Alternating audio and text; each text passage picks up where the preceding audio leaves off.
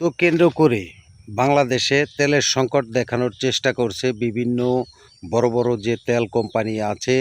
দেখা যায় আমরা ইতিমধ্যে কিন্তু দেখতে পেয়েছি চট্টগ্রাম বন্দরে বিভিন্ন জাহাজ ভিড়িয়ে রেখেছেন, কিন্তু তেল কিন্তু তারা জাহাজ থেকে নামাচ্ছেন না।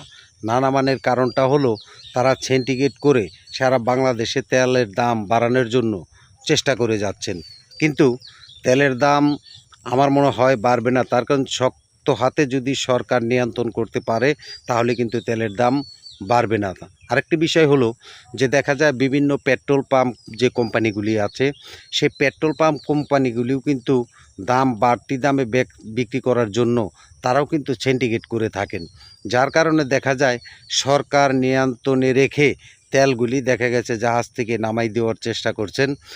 বিশেষভাবে যে আপনার এই ইরান, আমেরিকা, ইসরায়েল যুদ্ধ কেন্দ্র করেই কিন্তু এই তেলের দাম বৃদ্ধি পাওয়ার সম্ভাবনাটা রয়েছে, এবং কি দেশের মানুষ অস্থিরতা বিরাজ করছেন শুধু এই তেল নিয়ে। বিশেষভাবে পেট্রোল পাম্প যাদের আছে তারাই কিন্তু এই সিন্ডিকেটগুলি করে মানুষকে একটু হতভম্বর বৃত্তে ফেলে দিচ্ছেন। তার কারণে এই সিন্ডিকেট ভাঙতে পারলে তেলের দাম কিন্তু কোনো দিন বাড়বে না। বাংলাদেশে বর্তমান যতটুক তেল আছে অতটুক দিয়ে কিন্তু চলা সম্ভব, এবং কি পর্যাপ্ত পরিমাণ এই তেল দিয়ে মানুষ প্রতিনিয়ত গাড়ি চালাইতে পারবে, বিভিন্ন সেচ চালাইতে পারবে, সেচ মেশিন চালাইতে পারবে। কিন্তু কিছু কিছু মানুষের কারণে দেখা গেছে তেলের দাম কিন্তু বাড়তি দামে বিক্রি করছেন বিভিন্ন জায়গায়। এগুলা যদি সরকার যদি তদারকি করে তাহলে কিন্তু তেলের দাম একদম সম্পূর্ণ নিট অ্যান্ড ক্লিন নিয়ন্ত্রণে থাকবে।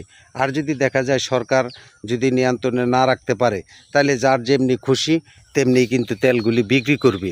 আর এই তেল এইভাবে বিক্রি করার কারণে মানুষ কিন্তু দেখা গেছে বিভ্রান্তর বৃত্তে পড়ে যাচ্ছে।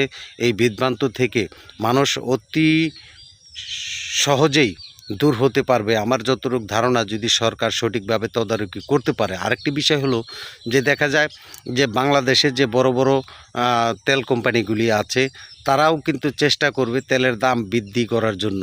তারা যদি তেলের দাম বৃদ্ধি করে দেন, বৃদ্ধি করে দিলে দেখবেন যে সাধারণ মানুষ সবচেয়ে বড় ভোগান্তি হবে।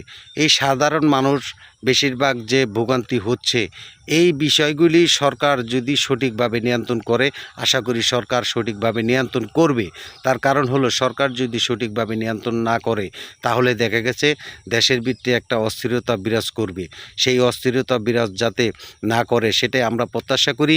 পাশাপাশি সাধারণ জনগণ যাতে তেল পেট্রোল পাম্প থেকে সঠিকভাবে নিতে পারেন, এটা